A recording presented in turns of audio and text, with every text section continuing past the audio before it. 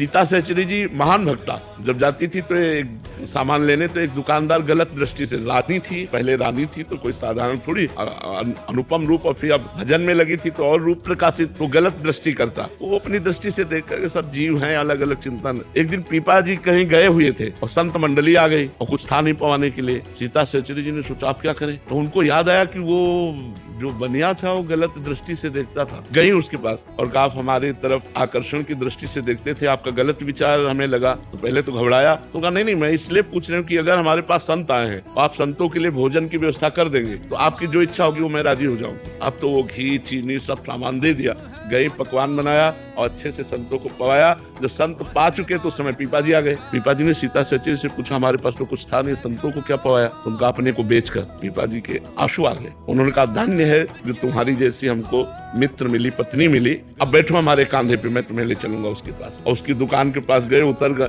और कहा जाओ। जे ही वो गई तो चरणों में लुट गया और कान पकड़ा और कहा गलती पड़ी, कभी हम ऐसी गलती दृष्टि से आपकी तरफ ने, आप जैसे मतलब उसको ज्ञान हो गया क्योंकि उसका अन्न संतों के पेट में गया तो उसकी बुद्धि पवित्र हो गई। वो चरणों में गिरा और कहा माता आप कभी ऐसी हो। ऐसे ऐसे चरित्र आते हैं भक्तों की, मतलब होश उड़ जाए। वो भक्तों को जितना प्यार किया संतों ने उतना भगवान को भी नहीं किया।